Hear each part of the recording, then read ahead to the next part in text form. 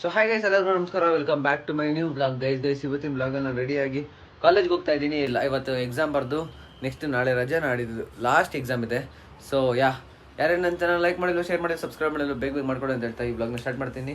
ಇವಾಗ ಬೇಗ ರೆಡಿಯಾಗಿ ಕಾಲೇಜ್ಗೆ ಹೋಗೋಣ. ಹೋಗಿ ನಮ್ಮ ಬಾಯ್ಸ್ನ ಮೀಟಾಗಿ ಸ್ವಲ್ಪ ಡಿಸ್ಕಸ್ ಮಾಡಿಕೊಂಡು ಬೇಗ ಹೋಗೋಣ.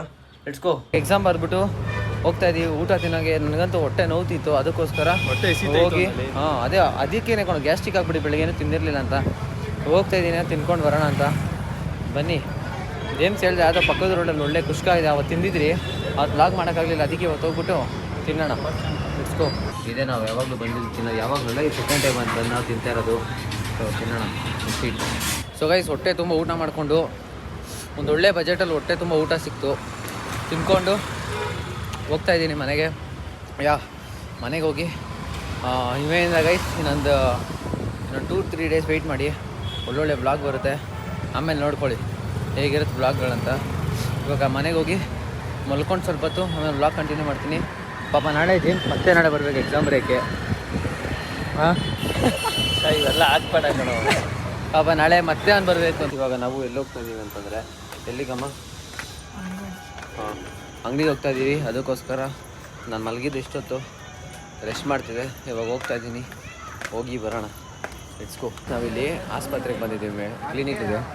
ಸೊ ಏನಪ್ಪ, ನಮ್ಮ ಅಜ್ಜಿಗೆ ಸ್ವಲ್ಪ ಹುಷಾರಿಲ್ಲ, ಅವ್ರು ತೋರಿಸ್ಕೊಬೇಕಂತ, ಅದಕ್ಕೋಸ್ಕರ ಬಂದಿದ್ದೀವಿ.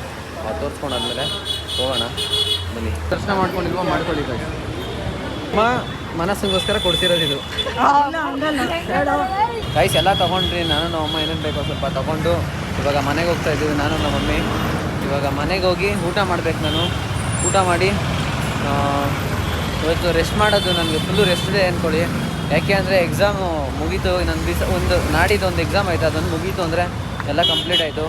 ಸೊ ಅದಕ್ಕೆ ಇವಾಗ ಮನೆಗೆ ಖುಷಿಯಾಗಿ ಹೋಗಿ ಎಂಜಾಯ್ ಮಾಡೋಣ. ಮನೆಗೆ ಹೋಗಿ ಬ್ಲಾಗ್ ಕಂಟಿನ್ಯೂ ಮಾಡ್ತೀನಿ ಗೈಸ್. ನೀವು ನಮ್ಮ ಅಮ್ಮನ ಒಳ್ಳೆ ತಾಯಿ ಅಂತ ಬಾಯಿ ಬಿಟ್ಟರೆ ನಮ್ಮ ಅಮ್ಮನ ಬಾಯಲ್ಲಿ ಬರೋದೆಲ್ಲ ಸಂಸ್ಕೃತಗಳೇ ಬರುತ್ತೆ. A4 ಆ್ಯಪಲ್ ಅಂದರೆ ನಮ್ಮ ಅಮ್ಮನ ಬಾಯಲ್ಲಿ ಮಾತ್ರ ಸಪ್ರೇಟಾಗಿ A4 ಅಂದರೆ ಏನೇನೋ ಬರುತ್ತಪ್ಪ. ಏನಿಲ್ಲ, ಆಪಲ್ ಏಯ್ ಶೂಟ್ ರಾಣಿ ಮಂಜುಳಾ ನಮ್ಮ ಅಮ್ಮನ ಹೆಸರು. ಎಷ್ಟು ಸುಳ್ಳು ಹೇಳ್ತಾರೆ ಗೊತ್ತಾ, ಬಾಯಿ ಬಿಟ್ಟರೆ ಒಳ್ಳೊಳ್ಳೆ ಸಂಸ್ಕೃತನೇ ಹೇಳ್ತಾರೆ ನಮ್ಮಮ್ಮ. ಅದರಲ್ಲಿ ಬೇರೆ ಕುಂಗ್ತಾರೆ ಅಲ್ವಾ.